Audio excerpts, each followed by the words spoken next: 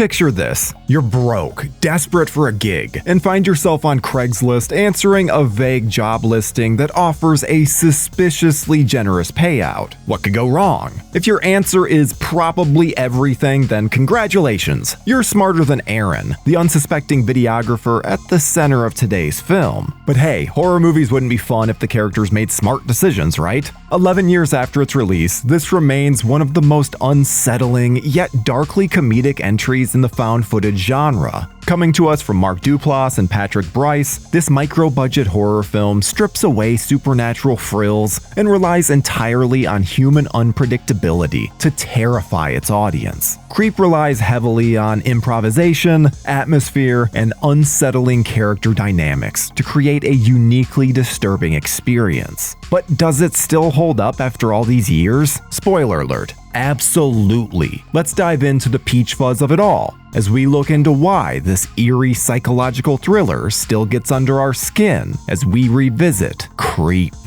You just had a near-death experience. Yeah. That's what it feels like when you feel like you're gonna die.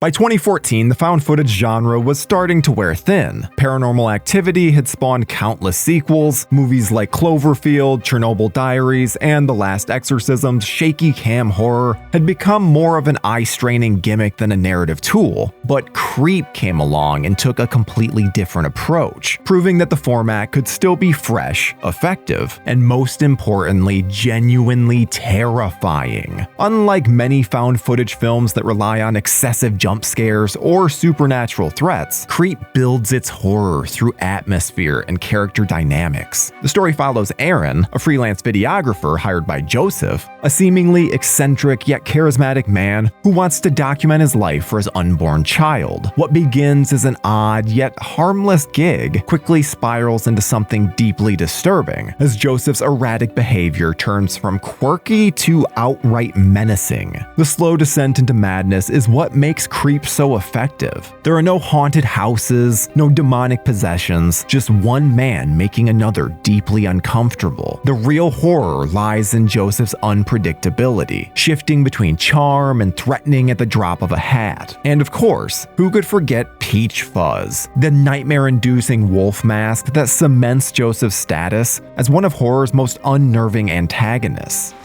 And there's nothing to fear.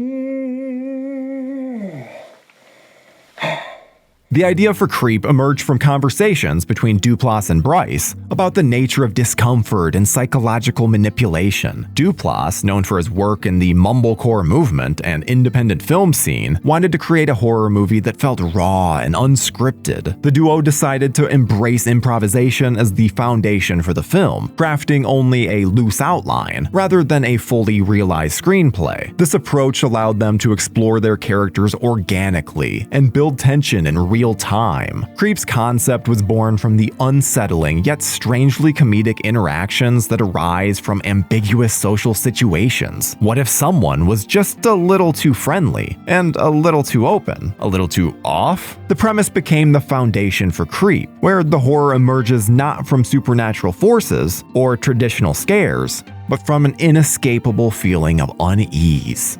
I was nervous before you came up, and I felt that if I got to know you before you got to know me, then I would be less scared.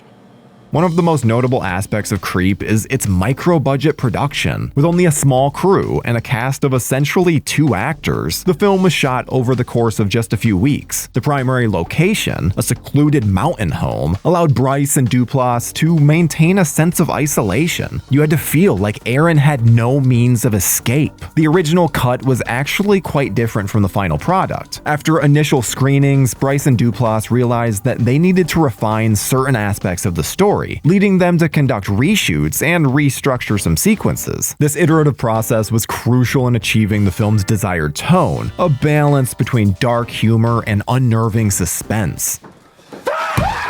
Sorry, didn't mean to do that. Keep doing that. Come on, let's go. Mark Duplass's performance as Joseph is the heart of Creep. His character is a masterclass in psychological horror, embodying a mixture of childlike enthusiasm and underlying menace. Joseph's unsettling behavior, his overfamiliarity, a bizarre sense of humor, and strange requests keeps both the protagonist and the audience on edge. Joseph's unpredictability is what makes Creep so effective. The audience, like the protagonist Aaron, is never quite sure whether Joseph is simply a lonely, eccentric man or something far sinister. This uncertainty sustains the tension throughout the film, and it culminates in a shocking yet eerily inevitable conclusion that, to be honest, we definitely didn't see coming. But we'll get to that in a moment. I get this. You know, you get a grave digging video in the mail, you throw it away. That's not a big deal. This was harder for me to accept, and this hurt me because I made this for you. By embracing a stripped-down approach, Creep became a defining example of how independent filmmakers can craft an engaging, chilling experience with minimal resources. Its success paved the way for other filmmakers to explore horror in a more intimate, character-driven manner, ensuring its place as a standout in modern psychological horror cinema. Before we continue with our video, here's a reminder to click the Store tab on any of our JoBlo channels and browse our collection of the latest and freshest designs in our merch store. Go get you some.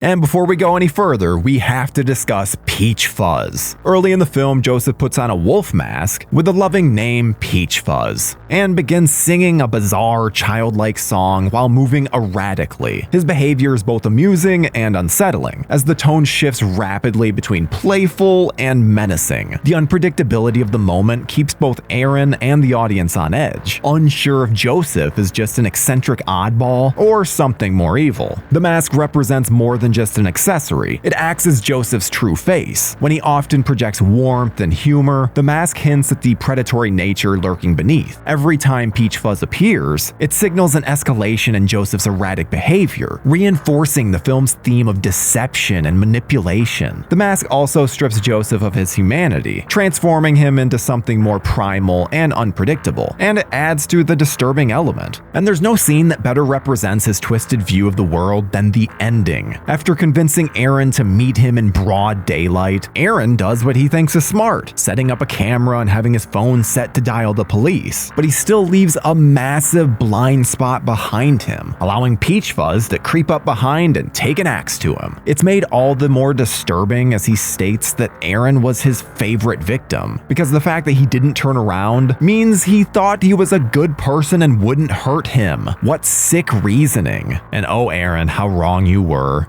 It's because you're the greatest person that's ever lived, Aaron. And that is why I will always love you. While many horror films from the 2010s have faded into obscurity, Creep remains relevant for several reasons. Creep relies purely on tension and character interactions. The lack of excessive effects or complex set pieces makes it feel eerily real, which only enhances its unsettling nature. What makes Creep so uniquely terrifying is how much its horror is rooted in social discomfort. Many of Joseph's actions, overly personal confessions, prolonged hugs, bizarre anecdotes, would be off-putting in any normal interaction, and the film weaponizes these moments, making the audience squirm in their seats. Also, the idea of meeting someone from Craigslist and realizing they're not who they claim to be is a universally unsettling fear. Like the best of horror, Creep taps into our anxieties about strangers and blurs social boundaries. Upon its release, Creep was met with widespread critical acclaim. They praised its ability to create suspense with minimal resources, as well as Duplass's chilling performance. The film currently holds a 91% rating on Rotten Tomatoes, with many reviews highlighting its innovative take on the found footage genre.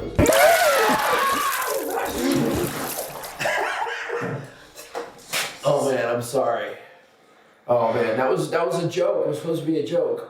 In the years since, Creep has gained a cult following, cementing itself as one of the best psychological horror films of the 2010s. Its success led to a sequel, Creep 2, which introduced a new dynamic with a female protagonist and took Joseph's character to even more bizarre and disturbing places. And while we never received a Creep 3, we did see the series continue in the form of a TV show, The Creep Tapes, which was just renewed for another season. The series builds on the unsettling legacy of Creep and Creep 2, emerging from the eerie storytelling style, the show delves deeper into the mysterious collections of videotapes left behind by Joseph. Each episode explores a different tape, revealing the stories of various victims that Joseph lured into his disturbing world under false pretenses. It expands on the mythos of Joseph's twisted games while maintaining the raw, unsettling atmosphere that made the original film so effective. It's great, right? Sure. At the end of the day, Creep still holds up because it preys on a fear that never goes out of style, the fear of the unknown. We've all encountered people who set off alarm bells in our heads, and the brilliance of Creep is that it forces us to sit with that discomfort and wonder, what if I were in Aaron's shoes? Spoiler alert, you'd probably be dead. So next time you see an easy money job posting from a seemingly nice stranger, maybe think twice before hitting reply, or at the very least bring a weapon, preferably one stronger than sheer politeness. Stay safe, stay skeptical, and for the love of all things holy, never trust a man in a wolf mask named Peach Fuzz. Peach Fuzz, I am here.